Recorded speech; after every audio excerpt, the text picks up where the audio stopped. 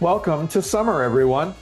Thanks for joining us here at Walking Stories, the California Walks podcast, where we learn from the lived and learned experiences of folks in the community to make our streets safer.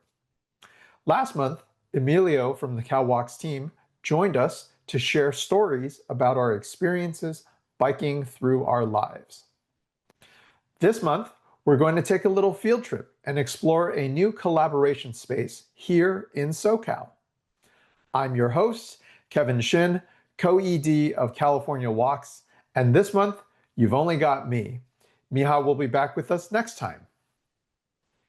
In my over a decade working in active transportation advocacy here in Southern California, I recognized pretty early on that trying to do advocacy in a way that creates silos between walking, biking, and public transit would, very likely, create problems long term.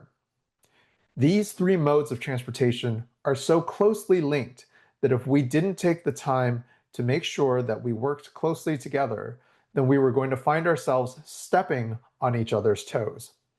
In fact, if you look at where the advocacy has been the most successful, cities like New York and Chicago as examples, their active transportation movements blend all three modes together in a way where each strategically supports the work of the other. That has led to significantly greater gains because everyone understands the value that others bring to the work. That is why when I learned that my friends at BikeLA and LA Walks were going to be partnering with the Willowbrook Inclusion Network to launch a new community engagement space at the Willowbrook Rosa Park station, I knew I had to take the opportunity to share with you all, our listeners. The Willowbrook Rosa Park station serves as a transfer point between LA Metro's A line, which is the region's oldest public transit heavy rail line, and the C line, which traverses east-west across the county in the middle of the 105 freeway. Located near Watts, Linwood, and Compton, the station serves as a critical connection for many working-class communities with job centers across the region, including downtown LA.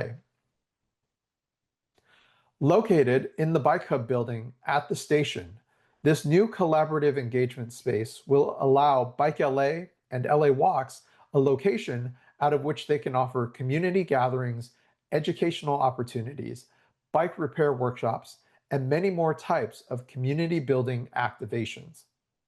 Let's hear from Eli Akira Kaufman, the ED of BikeLA, and Alex Ramirez, the ED of LA Walks. Eli Akira Kaufman with BikeLA.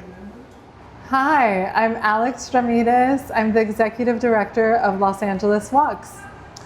Yeah, so we're here at the Willowbrook Rosa Parks Activation Center. It used to be called the Bike Hub, the Metro Bike Hub, but it's never been activated. So we won a pilot grant with Metro to actually transform the space from like an empty exhibition space into a community space where we'll be doing transit-oriented small retail and of all kinds, from food and coffee carts to hopefully transit-oriented massages and different types of direct service opportunities. And then we'll be doing bike education, safety training, and also some pedestrian safety training so we can help people to mode shift onto the metro system. Sure, we're embarking on an 18-month journey.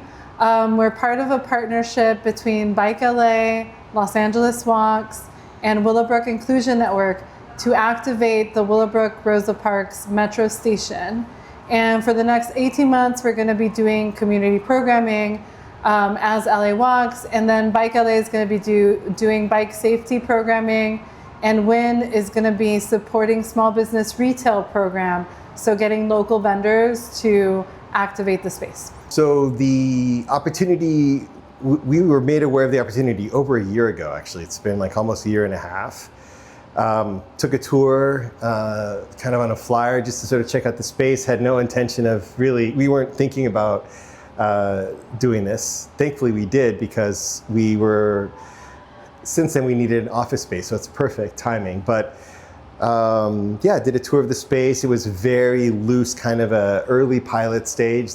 They almost had us write our own, not own RFP, but like really develop the RFP into something that was meaningful and something that we could activate.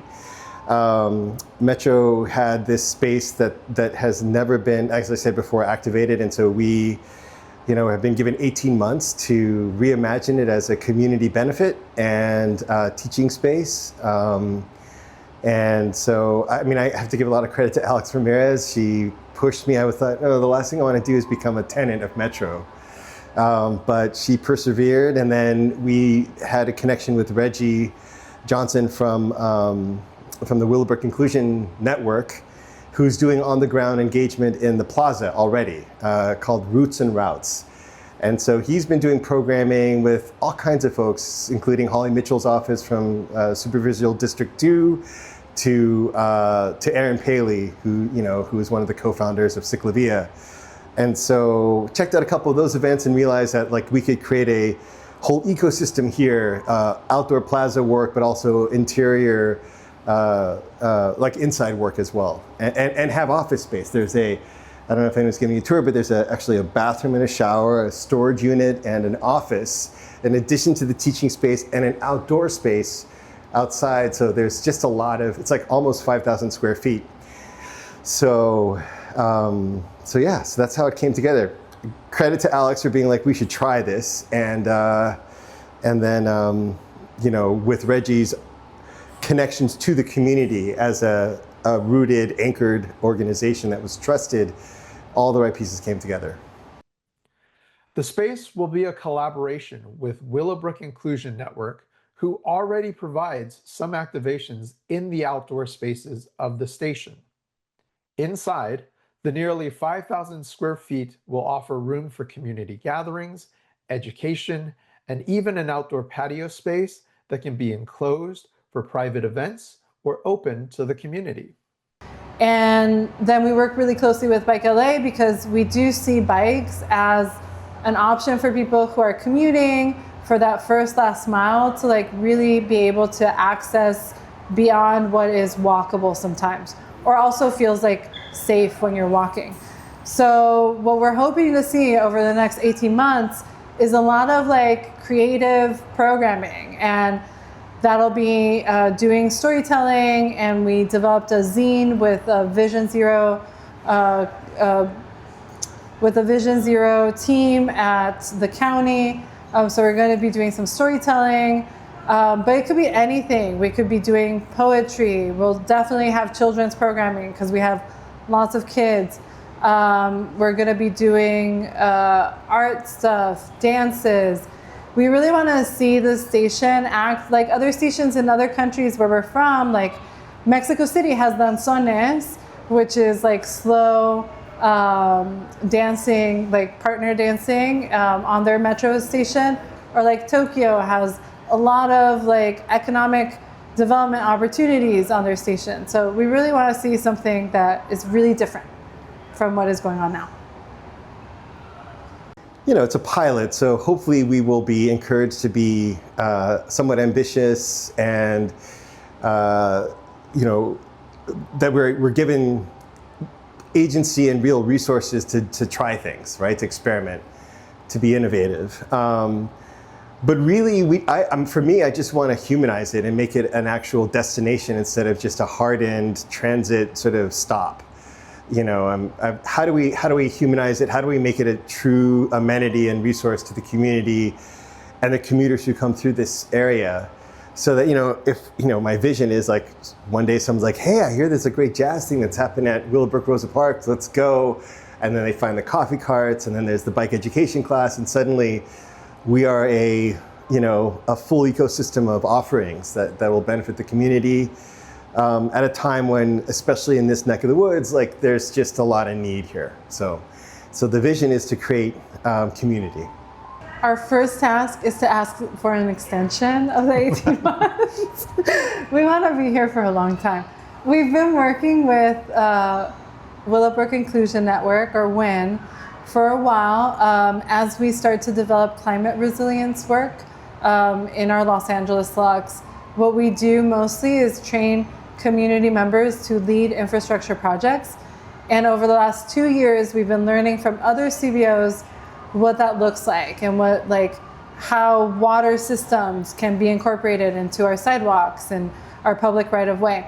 And when we're all part of a cohort together, and they're way ahead of us, doing amazing work at Magic Johnson Park, which is under a mile away from our station now. They're activating the Compton Creek, doing all kinds of work, amazing work here.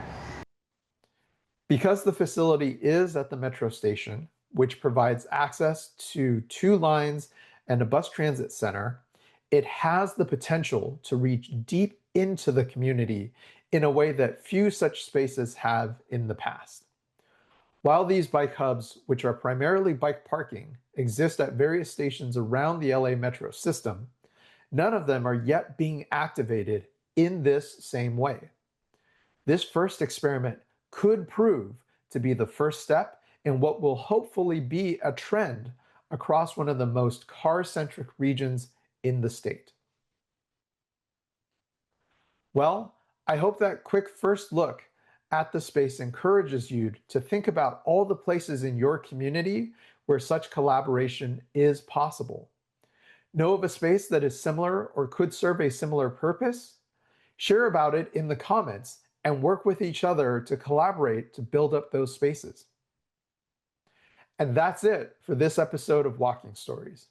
We'll be back next month with more walking and biking related experiences from folks across the state. Don't forget to support Walking Stories and California Walks with your tax-deductible donation.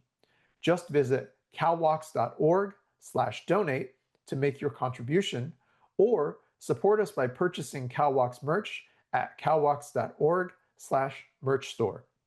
You can get a great t-shirt like this one that I'm wearing right now. Also, while you're on our website, make sure you sign up for our newsletter to stay in the know. And as always, a special thanks to the California Endowment for their support in making this podcast possible. Thank you for listening today to Walking Stories. We have many more stories to bring to you this year, so make sure that you like, subscribe, and hit the bell icon to be reminded when our new episodes drop. We hope you have a great start to your summer season, and make sure you take the time to enjoy a walk outside.